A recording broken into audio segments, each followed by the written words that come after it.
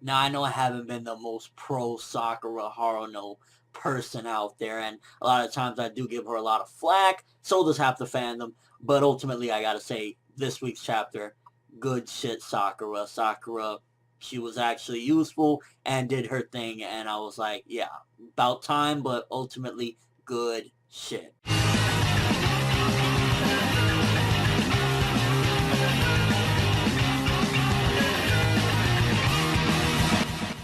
So for starters, coming into this chapter, Kakashi going in, I mean, his new eyes are stronger than ever. And I'd imagine, like, they are just way stronger than anything because, first of all, Obito was a beast with those eyes as far as, like, he could use the Kamui, nobody could touch him. He ultimately, started this whole fucking war using those damn eyes, or that one eye that he had for that matter. But now Kakashi has both of those eyes. And he also said something about having the power of Rakuto in there as well. So I'm imagining something to do with everything that happened with Obito is that there's some sort of connection to the sage himself. Maybe the sage helped this, or maybe since he had that power at some given point, Obito, he was the Jubi Jinchuriki, he had like the full Sage of Six Paths power. It's also embedded within these eyes. I don't really know, and I don't want to go back into that stuff, but ultimately Kakashi was dominating this chapter, and it was just really one of those going back to strategy type of things as well, where he's kind of using the Kamui in certain circumstances. They're tricking her, they're outsmarting Kaguya. They really were using strategy, and that's something that I definitely appreciated because,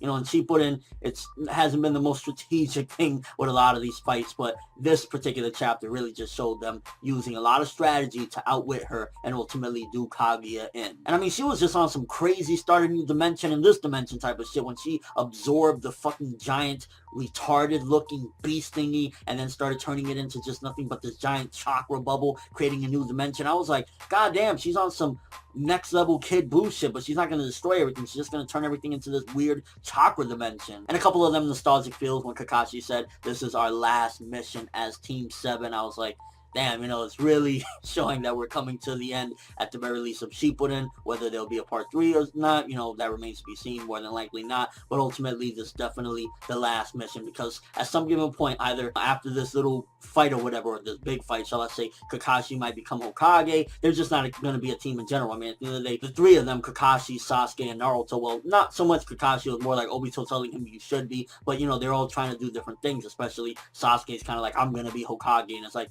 bro, you've done some fucked up things. I don't know if they'll allow you to even do that. So without a doubt, there will no longer be a Team 7 reunion as far as them going on a mission together. So this is the finale of that. I'll definitely say that one of Kaguya's downfalls is her paranoia of being sealed again. You could definitely see that had a traumatic effect on her, because she just constantly keeps on saying, I can't be sealed up. I don't want to be sealed up. I got to kill one of you guys before I get sealed up. And that paranoia is what's driving her to make mistakes. It's the things that's making her like, oh, should I go to this dimension? Oh, I can't go to that dimension. Oh, I gotta do this, I gotta do that, because she's constantly paranoid about getting sealed. That really fucked her mind up. And to be honest with you, I'm kind of hoping that a lot of these powers that these people have at this particular point, especially all the Rakuto powers, aren't permanent, because I mean, Naruto and Sasuke are OP as hell right now. They're very fucking strong, and once you get rid of Kaguya and Madara, there's really nobody that could even contend with them. The only two is literally themselves. And then now Kakashi, he was just like absolutely ridiculously strong, to the point where, yeah, it could be good as far as like if he was to become Hokage, he could actually protect the village, not only have the intelligence and the courage, but also have the strength. But at the same time, I mean, he has the full abilities of Kamui now, of what Obito had, so pretty much things will pass through him and can't touch him. But then also he was just using different techniques, and I was like,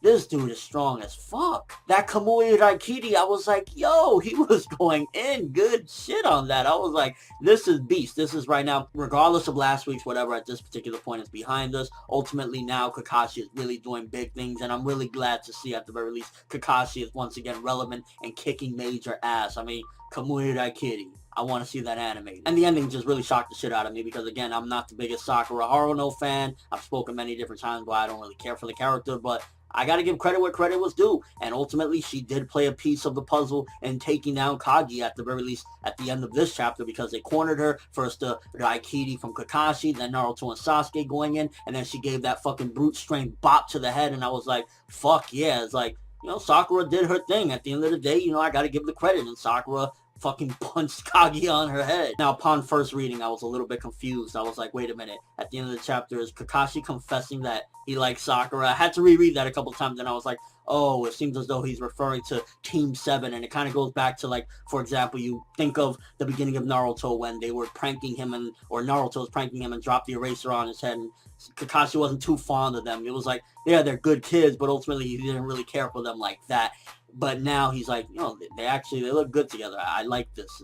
I like you guys. But the way it was delivered, I was kind of like, yo, is this some sort of hinting at Kakashi x Sakura? That would throw me for a loop, but then again, it would be interesting. Although I gotta say, Kakashi deserves better. No, let me stop. This is actually her moment. I shouldn't be taking it away. And with the end of this chapter, it just makes me wonder a couple different things. First of all, is just the end of Kaguya? Is her as a villain done after this particular point? I'm really hoping not, because to be honest with you, Kaguya hasn't had much of an impact, especially considering all the things that Madara did and everything that, even to a certain degree, that Obito did. Ultimately, for Kaguya being the final villain, I would like for her to have a bigger impact. So I'm curious, is this indeed her end? Is she gonna do one last trick before she dies? And also, if she is indeed dead, does that mean that Black Zetsu is going to be the final villain? He's going to try to do something, maybe absorb his mom's corpse, and we'll have some Bates Motel shit. But nonetheless, solid chapter this week. Good chapter. I'm going to give this one 7.5 out of 10. I'm glad Sakura did her thing. Kakashi seeming a little too OP, but at the same time, these powers are sort of temporary from what it was explained, that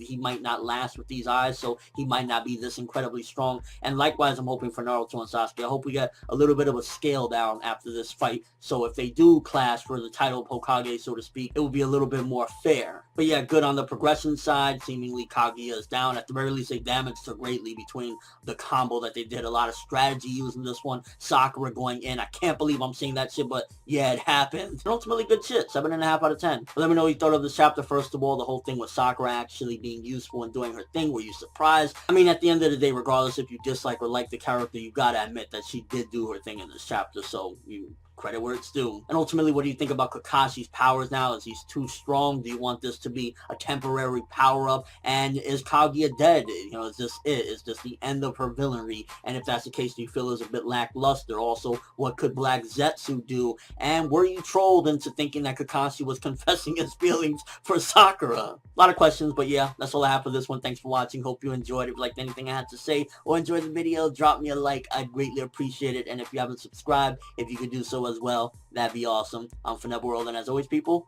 have an awesome day. Now, I know I haven't been the most pro Sakura Haruno person out there, and a lot of times I do give her a lot of flack, so does half the fandom, but ultimately I gotta say, this week's chapter, good shit Sakura. Sakura, she was actually useful and did her thing, and I was like, yeah, about time, but ultimately, good shit.